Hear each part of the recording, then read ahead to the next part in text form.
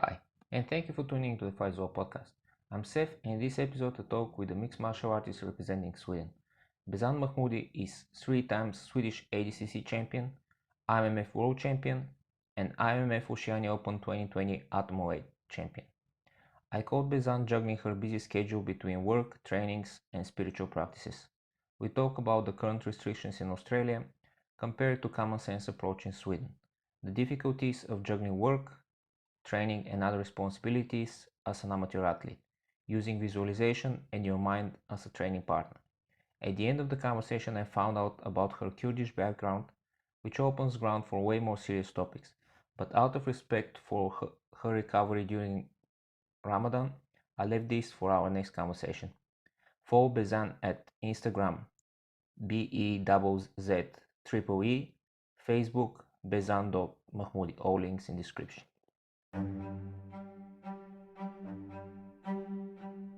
Why do we fight? To protect home and family. To preserve balance and bring harmony. For our kind, the true question is, what is worth fighting for? The Fight Is All podcast.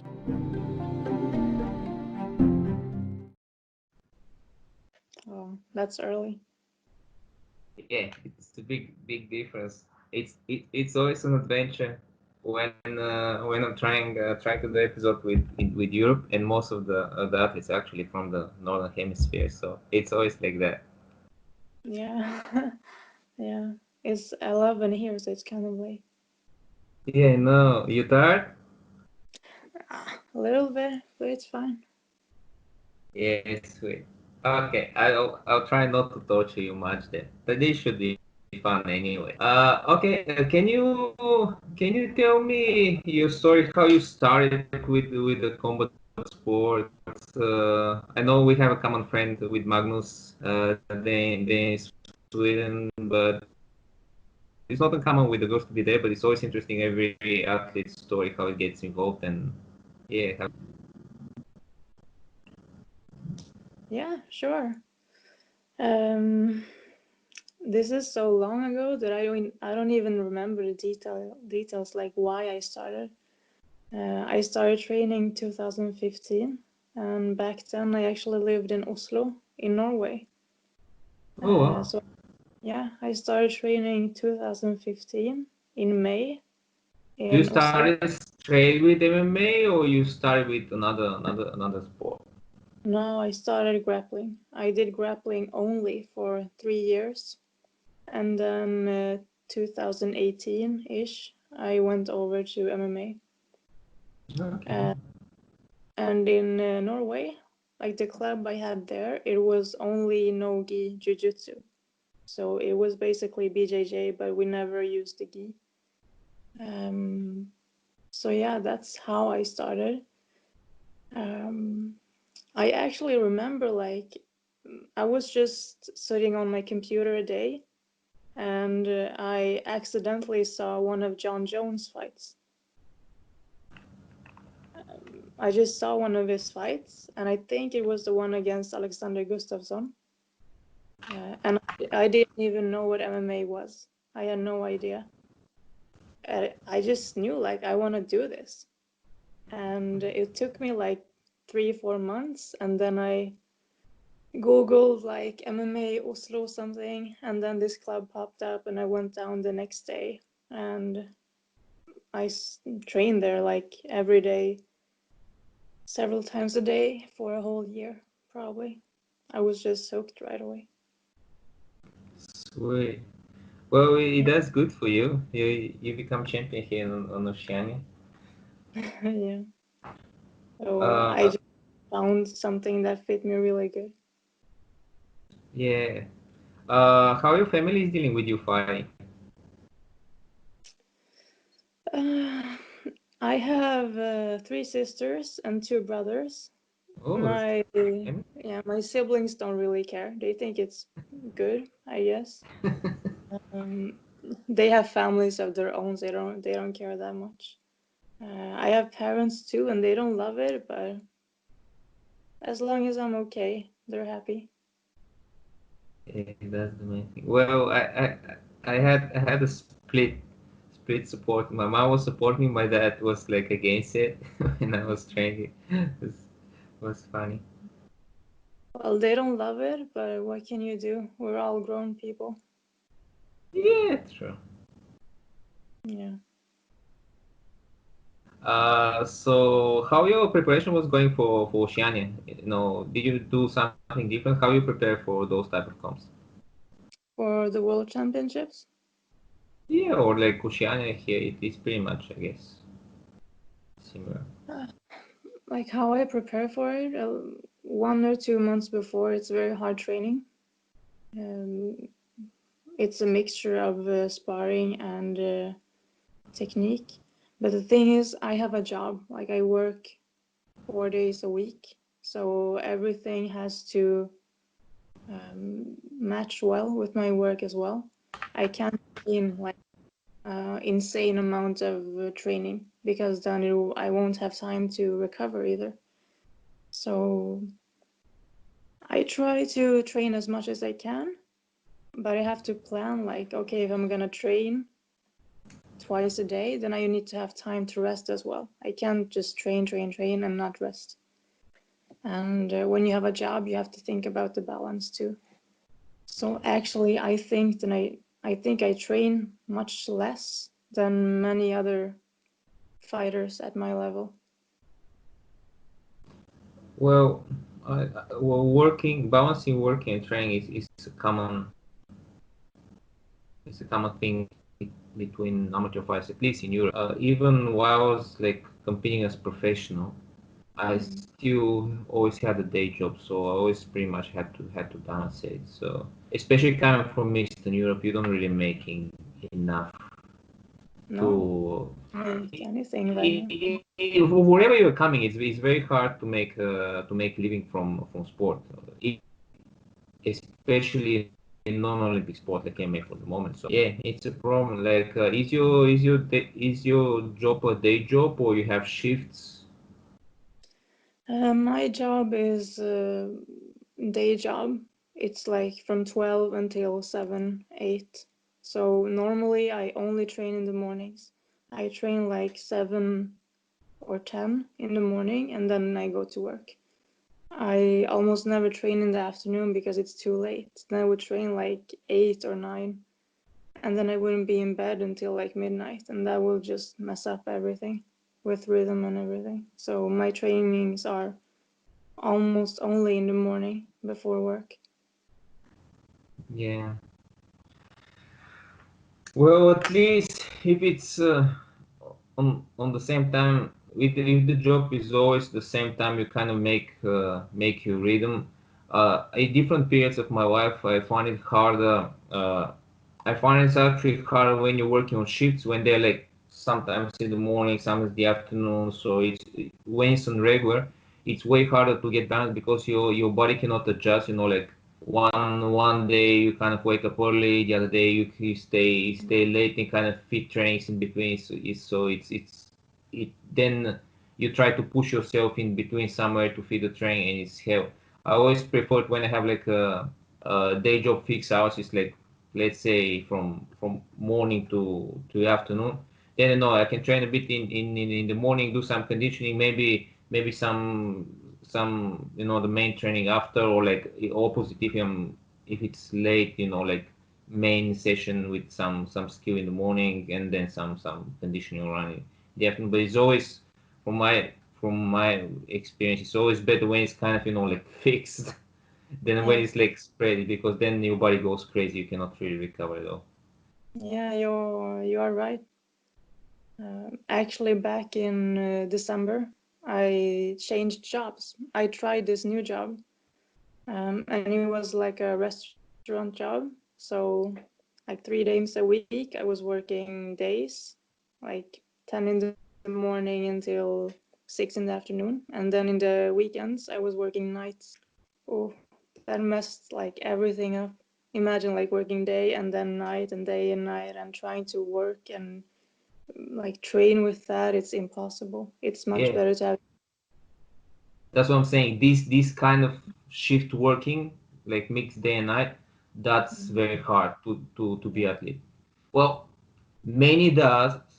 Everyone has been doing it, but it's very hard because it's you can do your skill, right? Like in a skill training, no problem. But as an athlete, you have to do your conditioning and your spines, and then there's spines. You go there, you're like, oh, I'm just gonna take the back and take a nap. Yeah, exactly. I literally have been doing that. I was invited. I don't remember which year it was. Probably 10 or even more years. In Mexico to coach the combat sambo national team. But because of the trip from Europe to Mexico is backwards, is west. I had like terrible jet lag for weeks. And literally, I was when I was grappling because I have to show, I have to prove, and I have to grapple. And I was in shape. I was competing actually almost till recently. I was really taking someone's back, take a nap, and they continue what I was doing. Literally, I was trying to get the least dangerous position for me, which is the back, to take a nap while I'm rolling. So, That's impressive if you could do it. well, it's funny because you're just pretty much you're surviving because okay, you're invited pretty much to do seminars or workshops, but you just want to sleep. Try and combine both. It's crazy. And Yeah, sometimes you do that. It's funny. It always gets funny stories in the combo sport. yeah. In Sweden doesn't help. I remember when I was in Sweden. That's how I know Magnus. We was in his gym. I know he changed after. Uh, it was in his gym. It was seminar with Eddie Bravo and Alex Gustafsson was there. And to be honest, I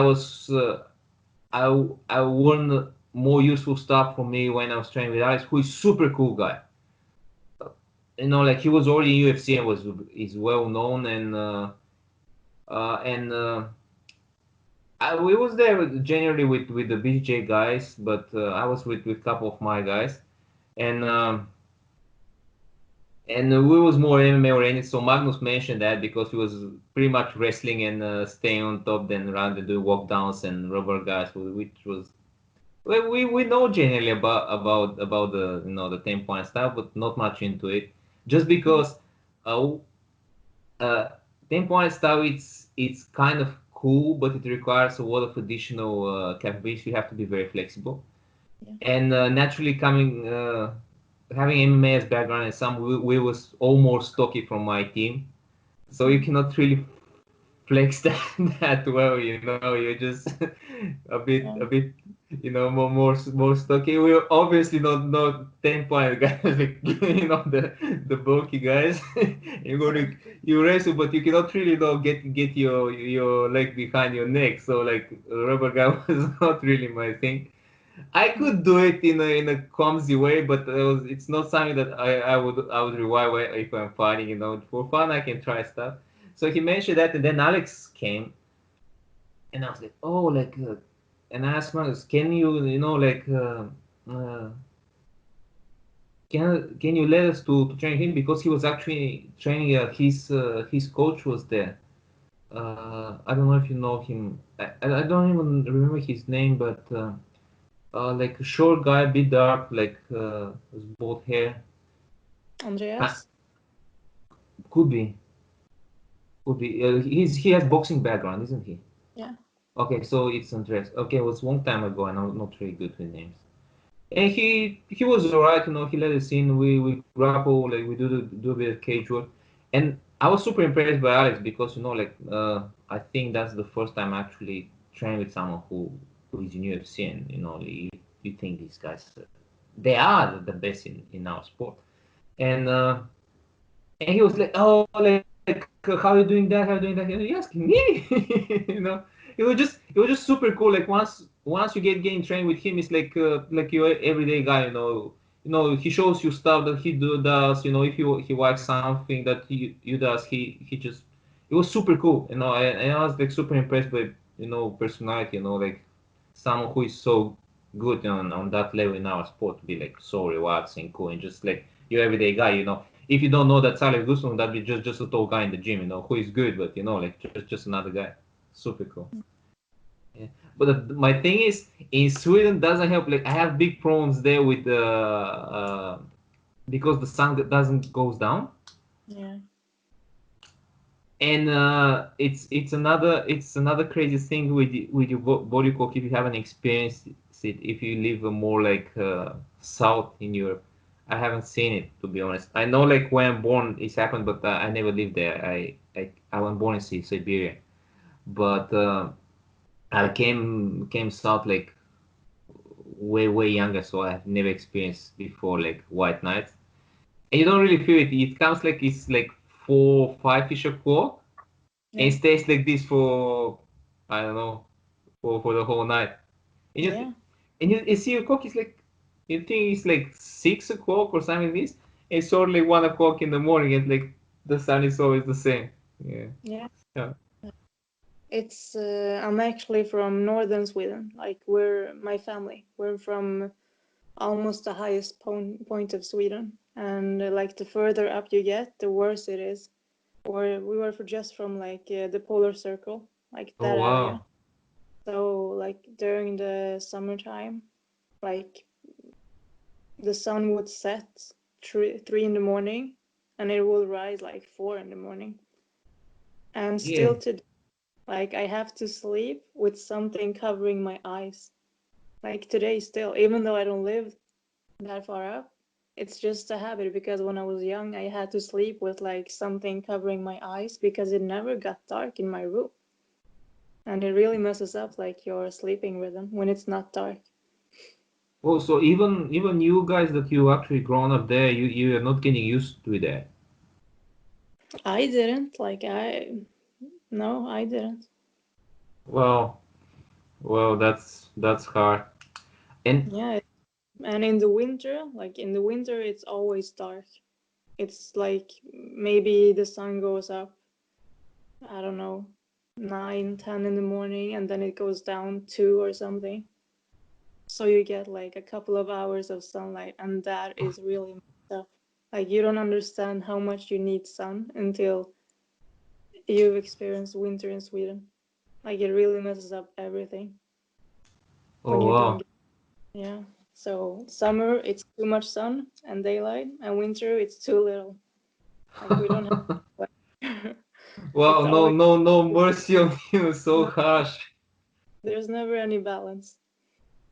Uh, well, it Yeah. was very hard on us on that time because you cannot really make that. We was pretty much sleeping in sleeping bags in Magnus gym Oh, because yeah. we didn't have the money, to Oh, cool. rent place, and also the standard at, probably is stay still like that. The standard of life in Sweden was way higher than in Bulgaria. Strange. Yeah. So like for us it was super expensive, everything there. Even buying food, it was like, oh, I think it costs so much. What they put in the goat, you're trying to get some bread and just something, just to survive, for this. The thing was there for a week or 2 weeks, I think. 2 weeks. Yeah. What they put in this stuff, they don't cost that much. Yeah. It's also like in Stockholm, everything is more expensive. It's just like the big city thing. It's always more expensive. Yeah, as a rule, the capital is always more expensive than Yeah. everywhere else. Oh, fun stuff. Yeah. How you guys doing with the isolation? Do you have isolation there in Sweden? Like everywhere in the world, we were kind of walk down. Like they kind of legends about Sweden now. Like what's the situation about the virus thing there? Like, no, not really. In Sweden, it's more like we are advised to do certain things, but nothing is forced. They don't make laws or like you have to do this or do that or blah blah. It's more like you are advised to stay at home at all times, unless if you have to go out and do something. You're advised to like keep 2 meters distance and not go out like unnecessarily. Don't go to older people. Don't see like don't see too much people. And most people, I think and I hope they follow this advice. I only go out for work, and when I train, I still train. I'm not gonna lie, I still train, I still box and roll, but I only do it with 3 people. I have 3 people that I meet and we train regularly together. So that's the limitations that I have. But I don't do anything else. Like I saw my family for the first time in almost 3 months last weekend. I haven't seen them in 3 months because of this whole thing. Because I don't want to travel like unnecessary amounts and bring maybe something to them. So like in Sweden, we're still pretty free, but it's a matter of taking responsibility for yourself. And if everyone does that, then I think that it would work well here. We would take the virus pretty good, but not everyone follows it either. Yeah, the thing is, you're probably, like, you have the most common sense rules for one, because here is a bit crazy. So yeah, all gyms are closed by law.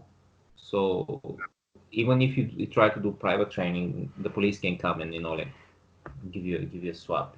Like, you can even you cannot even do private training, like, and like all gyms are closed by law.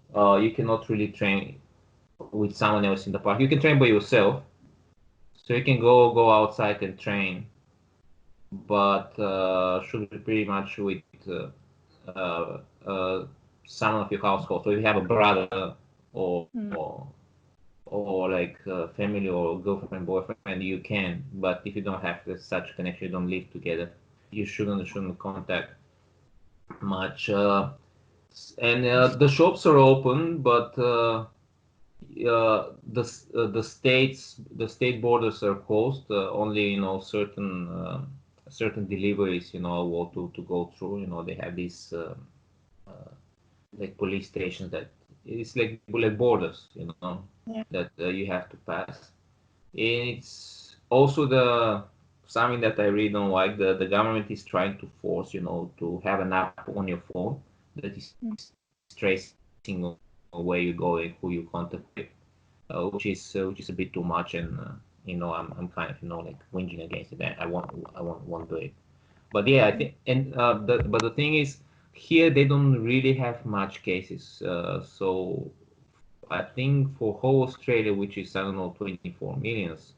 Yesterday they had like 6 cases or something. New one. Only? Yeah, which is okay. I know it's dangerous virus, but compared to the size of population, it's nothing. No. There's But like a couple of people who passed away recently, but they're about 90s. yeah. So it is dangerous. You have to protect the old people. At the same time, you cannot ruin completely the economy for the purpose of that. And I don't know, like, and what worries me most is like they're not really willing to ease the restrictions. Like this Friday here in Queensland, they released the restriction, which is now you can go to see someone that you know. So two persons can go in someone else's houses,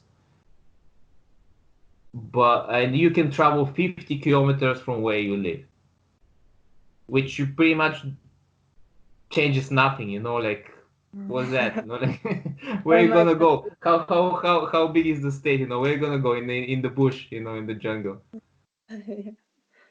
No, I think it's insane, like the restrictions that some countries are doing. Because you can't do that forever. Like, how long are you gonna do this? Exactly. Well, my main concern is, okay, we restrict the virus, but apparently, like the restrictions that they take to restrict the virus is ruining the economy. Like many friends and people that I know that have small businesses, they cannot survive that. They all have to pay bills if you're renting a property, or they already had loans from banks for starting their business. They're gonna repay that. How long you can go like this if you're not working? You cannot No. repay back one with government support. It's, I don't know, should be a balance. Should be a balance, but I don't see it. They talk ridiculous things like 6 months here. You cannot stay like this here. People start getting crazy. People start getting crazy. Like there was reports about home violence, suicides. All these numbers are going skyrocket, which is normal. If you keep people contained, they get crazy. Yeah, of course. We all need to like move around, be outside, see people. We need that more than we think. I think like locking down countries like this, it's worse. Like it's worse than what the disease will do. Long term, I think it's worse. So I'm actually happy that I live in Sweden. Very happy. Yeah. Well, At least despite I can still work. I can still go outside. I can still see some people. I can still see my family. That's well, a lot than many people can do. yeah. Well, as you said with the sun earlier, you start to appreciate those stuff when they're taken away from you. Yeah, yeah, you really do. Like I would never think that I could miss like being able to train free, like that you can just go and roll, and it wouldn't be weird. Like I miss it so much. Just the open mat. Yeah. It's crazy. Like I don't know when we will ever have an open mat again. Well, tell me about it. Like my gym is closed. I cannot see the guys that are training. It's like, and especially from coaching perspective, I was working with these guys. You had plans, like for their development. Now, like it's stuck, and only thing you can do, check them from time to time with trying not to be too annoying.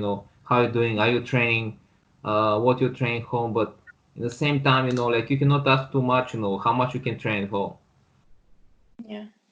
And many gyms here, and of course they try to survive and to go through. They're using this the Zoom and training online. But for some reason, I don't know. Like I cannot buy it. It's maybe I'm old school, but I cannot watch a screen and train.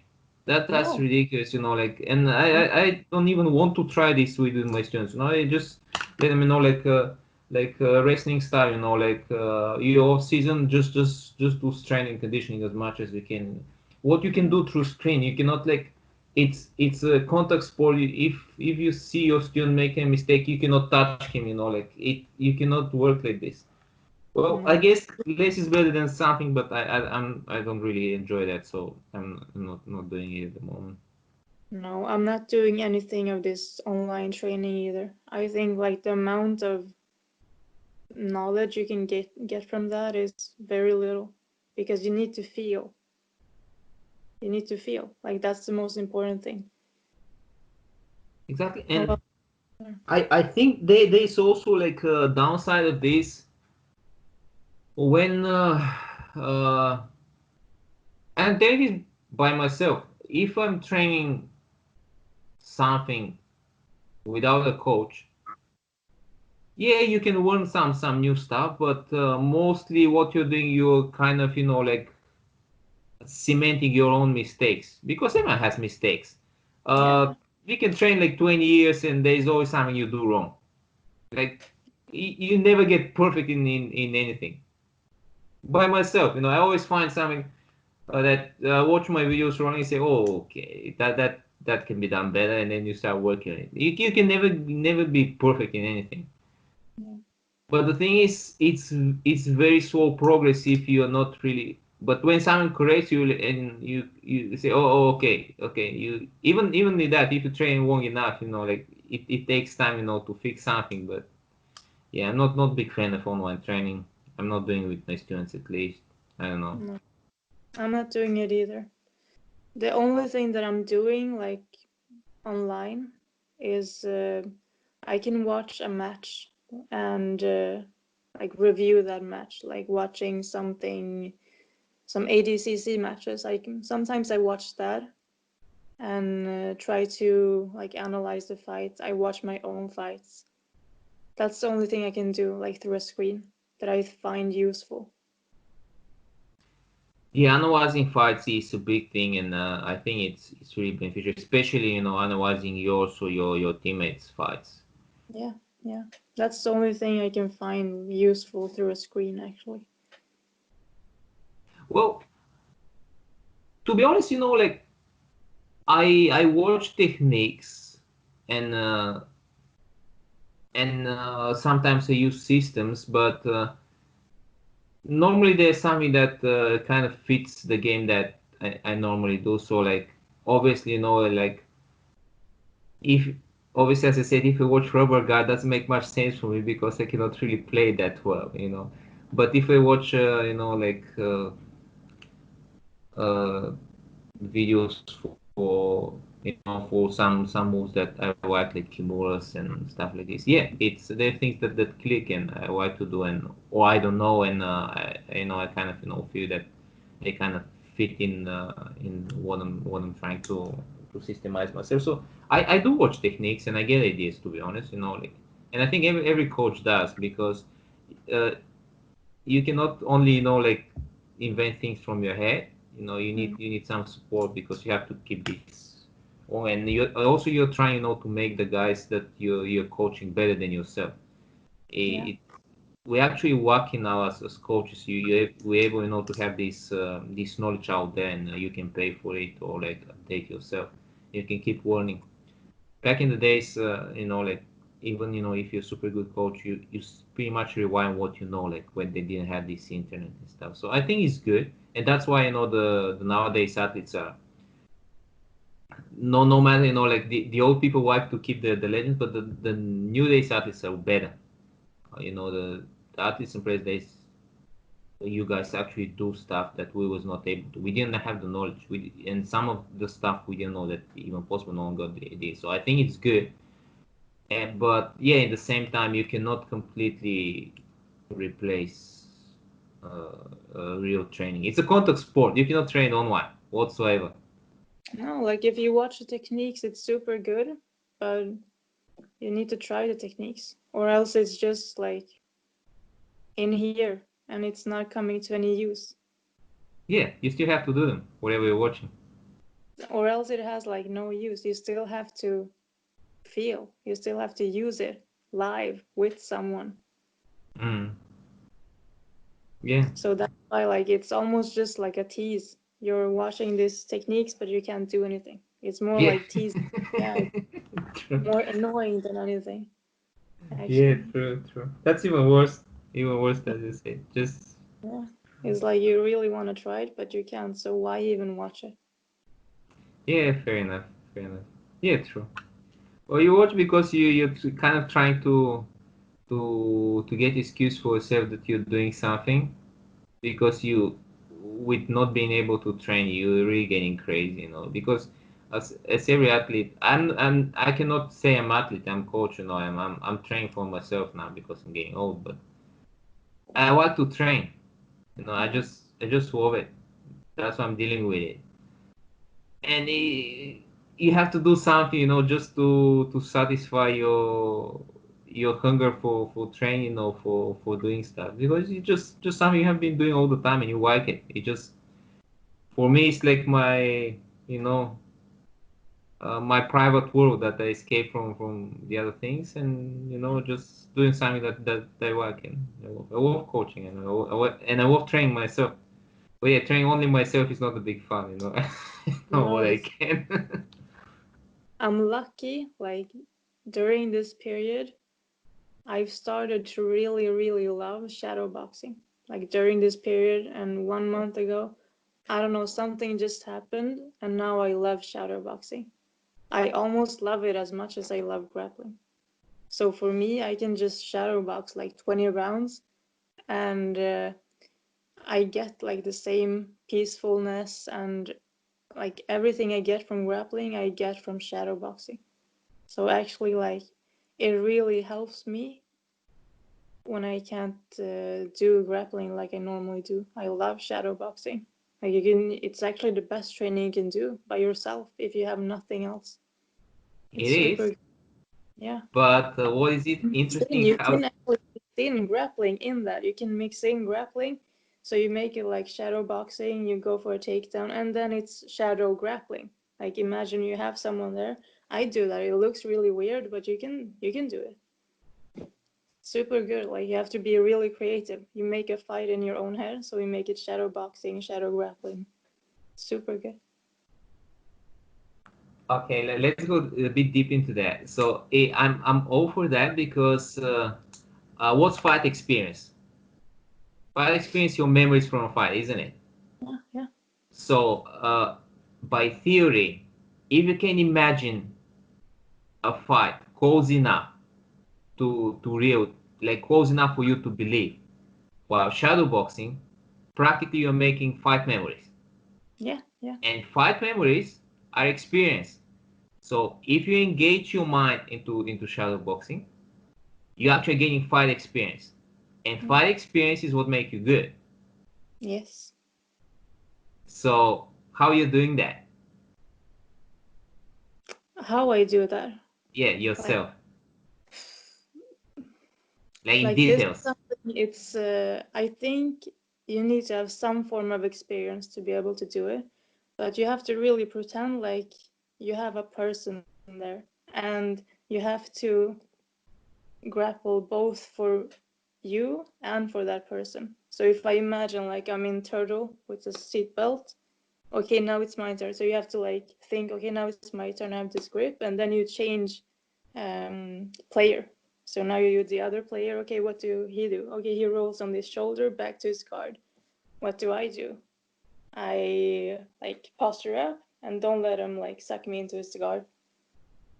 And now it's the other player. Does he go for the underhook? Does he just lay there? So you have to like play for both. You know? It's really like you're playing a video game, but you're both players. With the both joysticks. Yeah, yeah. It's actually hard, but it's you can get really like deep into that. Yeah, you You get can. your mind exchanged, and it's Yeah. very important, as you say, when you're doing that, not to be Keep it, one-sided. yeah, keep it real, and like you have to really think, what are the reactions? What reactions can you get? Okay, he reacted like that. What would I do? And then you do that. And you also learn to roll very like light, you know? Because you can't do anything explosive. There's no one actually there. So if I like roll, I can't like just go crazy and explosive. You do everything very calm and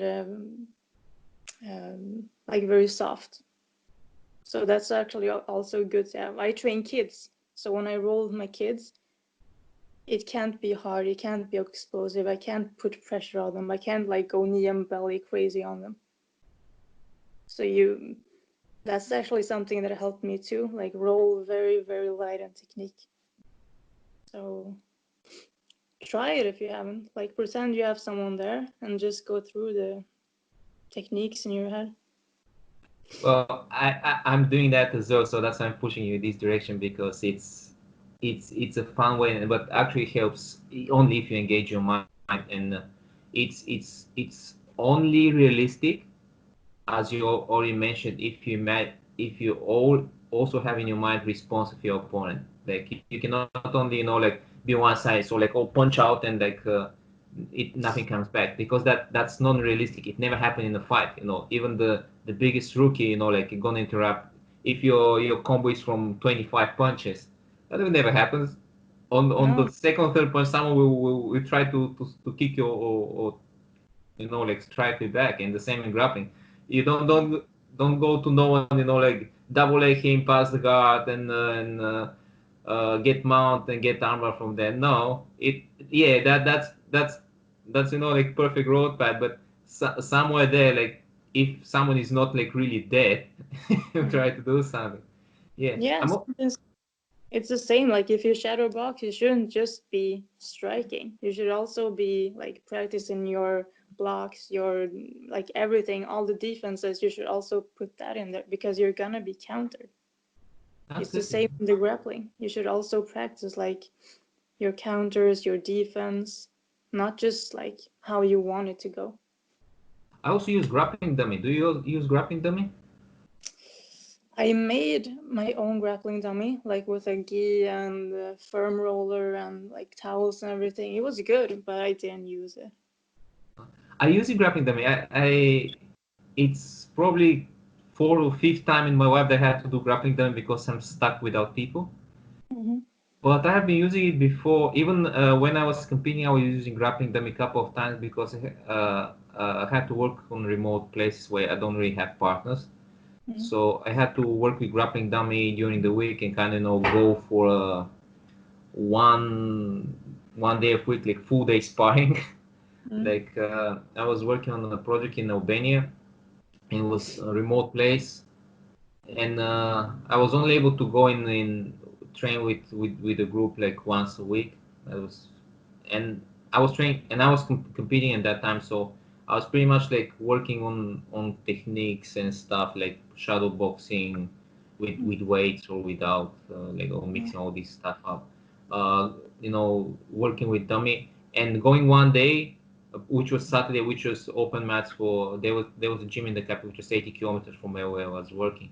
So I had to drive 80 kilometers. So I had like a grappling session in the morning, open mat, just like full on sparring, and then in the afternoon like doing my striking sparring. That's it. One day just destroying myself by sparring, only sparring.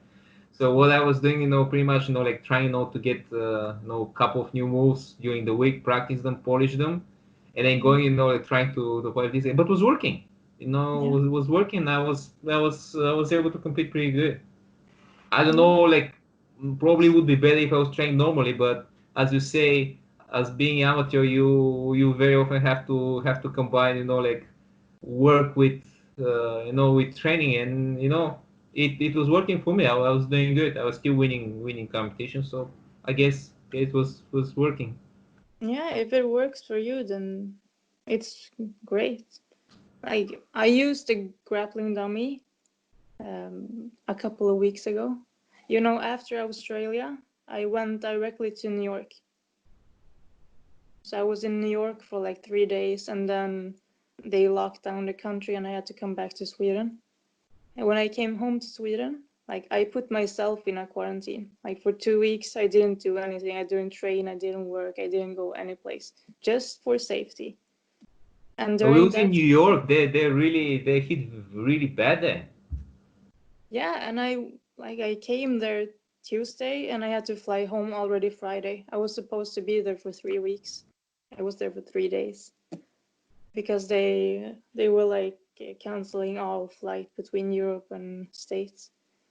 Wow, but you was able to sneak out. What? But you was able to sneak out to get home. Many people are like stuck somewhere if they're Yeah, like way now. yeah. I was lucky. Like I saw it pretty early that they were gonna close down. So I had to rebook I couldn't rebook my flight because everything was canceled except like one flight to Norway. Yeah, so I flew to Norway first and then back to Sweden, but the flight was very, very expensive. Yeah, and my sister helped me pay for that, or else I couldn't, or else I would be stuck there for like months. Oh, wow. Yeah, so that What you was doing in New York? I was training at Henso's. Okay. That's good. Well, at least now I'm counting my heart you didn't miss your flight by me driving. Yeah, oh, that was close. Oh, I hope really? like the other guy. I hope he made his flight. He was in a rush. Yeah, he was in You real know? rush. I tried to contact with him after, he didn't reply me. I don't know. I hope he didn't miss his flight and his anger on me. No, but yeah, he was in a hurry, really. Well, I think he had time, but he was kind of bored. I don't know. I hope he got it. I hope so too. Yeah, okay. I'll try to get in touch with him as well. He's funny, but I hope I didn't miss his flight. I feel a bit worried about him. At least now I know you got yours, so I just have Yeah, to find out if he got his. yeah. I had like 3 hours at the airport, like not doing anything, so it was no problem for me. Oh, all right. He was not bad. Yeah, he was close, and I hope I have to get in touch with him. Yeah, we should probably ask him. Well, he probably did, because otherwise, we will hear it here. He'll have to call to someone, but he didn't. Yeah. So I guess he did, but I hope it's so good. Yeah, I hope so too. And he It lives was, in yeah, he lives in remote place. He lives on an island, so I guess yeah, he has a couple of fights, to catch soon. yeah, right. He said that, right. He had like many connections, so if he misses one, then everything is messed up. Yeah. Well, he promised that I'll make episode with him, so yeah. I hope we'll hear the story how he get with his fights and everything. Yeah. Sweet. Do you want to mention how people can get in touch with you, your socials? Uh, Uh, yeah, I'm not that much on social media, not right now, because we have nothing to post about anyway. Everything is canceled. But I have a Facebook, and it's basically my name, Bezan Mahmudi. I can put a link for you later if you want to. yeah, I appreciate that, so I can put it on the episode. Yeah, I'll link my Instagram and Facebook. I'm mostly on Instagram. I almost never do anything on Facebook. And how your name is properly spelled? Is it with on when you write in English? Is it like Bezan, or is with Han? Because I on the Yeah, brackets you are spelled like Bez Han. yeah. On the papers, it's with the H, so it's actually with the H, but that confuses people, like how they pronounce it. So when I like write it privately on social media, I just write the Z, because then it's more obvious. It's just Besan. So it's pronounced Bezan, Yeah, because the way it's written on the bracket is I would read Bezjan or something like this. yeah. No, it's What Besan. Bezan? What's the background of this name? I'm Kurdish. Are you Kurdish? I'm Kurdish. Okay. Oh, Yeah, okay. You guys are famous with warrior girls. So yeah. My dad was a warrior. did he? Yeah, yeah. Well, how they're doing in this part of the world now?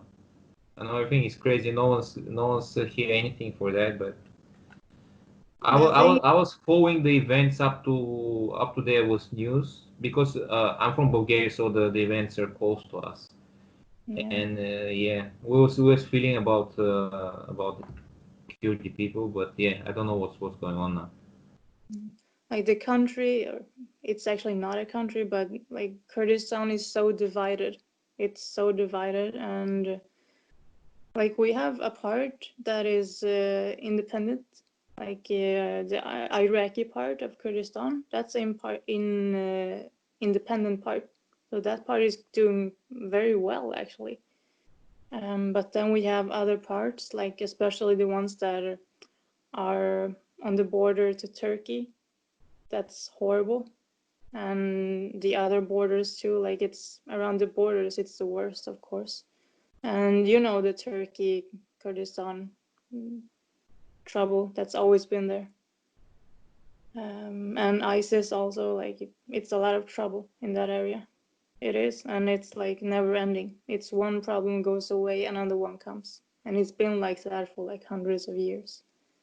So what can we do, really? Yeah. It's crazy. Like there are almost 50 million Kurds in the world, spread out. That's a Yeah, lot. I know it's a big nation. They just don't really have recognized country, and No, yeah, big, yeah.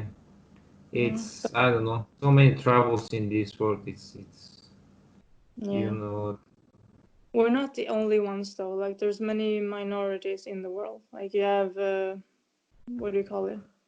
The Roman people in Romania. Like they have a minority. We have the Samis in Sweden. We have many minorities in the world that don't have their own country that should have. So it's not only Kurds. It's a problem with like countries normally. Like you have a small group of people and for some reason they don't get their own rights and country. Well, I don't think like in general, not everywhere, but in general, the borders mean so much as before present days. But it's more like rights and like feeling of freedom for the people. Because imagine that. So now you're in Sweden, right? So and it it's it's alright. Just I hope just because like you're able to do your stuff and to be free human, that's more important than actually certain borders. And me myself, like obviously I'm an immigrant, I'm born in Russia, Bulgarian, who is living in Australia now. Like we're talking, like with the, from different parts of the world. So obviously you can be Bulgarian in Australia as much as you can be, I guess, Kurdish in Sweden.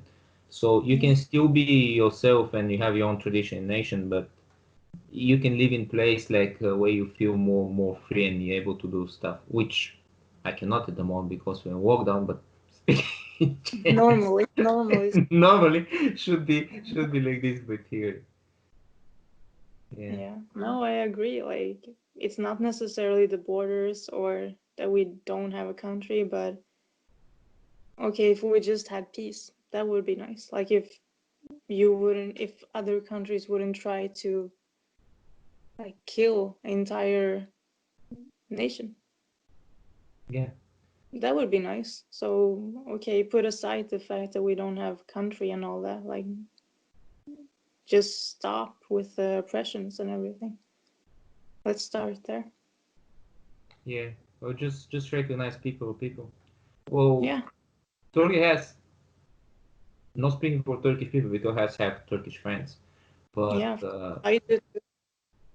the government has like bad story with genocides, even recently with Armenians that did, and they were for Armenians in Bulgaria. Like some of our best wrestlers are with Armenian background. Like our most legendary wrestler, which we consider out because he trained there, but we recognize he's Armenian. His name is Armen Nazaryan. You cannot be more Armenian than that, as name. And his son actually, like just recently, he won. I think it was European Championship or was. He was 18 years old only. He was just able to come and he won, and he destroyed his opponent. It was like big pride for us because wrestling in our part of the world is big. So his Yeah. son now actually become the youngest world champion ever in the world. Wow. Great wrestlers. His father was great. His father was amazing. He's, I don't know how many times he's Olympic champion, world champion many times. Not to say number, just not to say something wrong, but many times. Like amazing wrestler. He's pretty much one of the most legendary wrestlers in Bulgaria. And his son apparently is getting better than that now, which is amazing. Yeah. So like we have a huge Armenian minority. I have a couple of friends who is in the sports. Like who was going to gain good with Armenians in Bulgaria. Just because we're similar faith, and yeah, it was going smooth. Like and they're very good people, very humble people. So like we always have good connection. I have great friends with Armenian background, keeping really close.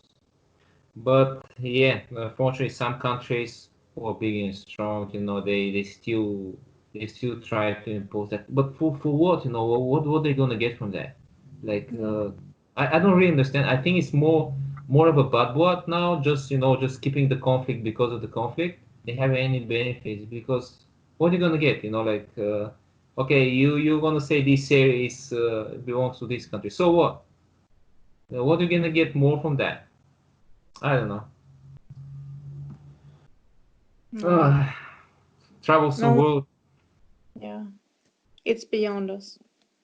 Yeah. Yeah, we're just small people who have to fight within the rules, I reckon. Just want to train, really. That's it. That's all. Well, I'll let you rest because I recognize you're tired. You have pretty tough schedule, but enjoy it because at least you're able to work and train, which Yeah, I many appreciate. many of us are not able to. So Yeah, I would be crazy like if I wouldn't be think able to think think go out. I it can't is imagine. hard. It Yeah. is hard, and you find how mentally you're dependent from like moving and to have this escape from the outside world, just to do something you enjoy. Yeah. But again, that's part of the lesson you have to learn. Yeah. I hope you will be free soon. Thank you. I hope you too. Thank you so much for your time. I really enjoyed it. I hope you did as well. I hope I didn't took so much of your rest. And thank you so much. And we'll keep in touch. Wish you all the best. Yeah. Thank you very much for having me. It was fun. Thank you, Bezan. See you soon. You too. Bye bye.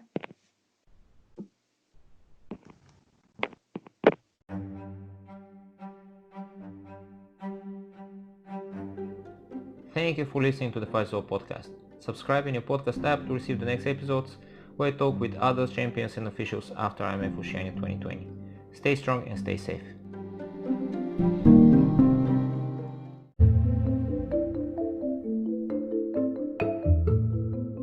This episode is brought to you by Tambourine Spring Water.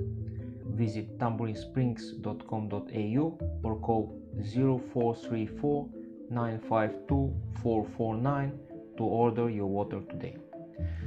Tambourine Spring Water is a local business situated on Mount Tambourine. Their water is bottled at the source on their 163-meter deep privately owned spring. The spring provides access to a free-flowing underground stream, which is where their premium quality spring water comes from. It then goes through a very strict sediment and UV filtration process to ensure the final product remains both consistent and of brightest quality. It is then bottled and stored until it leaves for the client's home or office. Most water companies in Australia all cart their water from a contractor before being processed and then bottled, which leaves lots of room for contamination and foreign bodies entering the water. In Tambourine Springs, it's a matter of minutes from when the water is extracted from the spring into a bottle, which is then sealed and stored into a cool, dark environment. The spring water is naturally bacteria-free and passes all quality tests prior to filtration. Despite that, Tambourine Springs water have one of the strictest filtration systems, so there is no room for error when it comes to your drinking water. They do not add any chemicals whatsoever to the drinking water. The only thing the filters are doing is removing sand and sediments that comes naturally with the water. The three-stage system is there to ensure no bacteria have found its way into the water. When you purchase your water from Tambourine Spring Water, you know you will receive the best spring water Southeast Queensland has to offer from a local family on a mission to provide the best service and quality. Water companies are often blamed with a good reason for polluting the environment with plastic bottles. This is not the case with Tambourine Spring Water. Your water is delivered to your door in 50 or 20 liter bottles, and your used bottles are collected, disinfected and refilled again, so zero plastic waste goes into the environment. Me and my family are also using Tambourine Springs water way before they decided to sponsor this podcast. By experience, once you drink real spring water for a while, you cannot drink from the sink anymore or any commercial waters from the supermarket because it smells bad and has bad taste. Ridiculously enough, in Australia you can mix 50% of the water with tap water and label and sell it as spring water. This is not the case with Tambourine Springs water. I personally know the family who owns it, and I have been numerous times in their small factory to see my water being bottled straight from the spring after the filtration process. Majority of my team also purchase their drinking water from Tambourine Springs Water.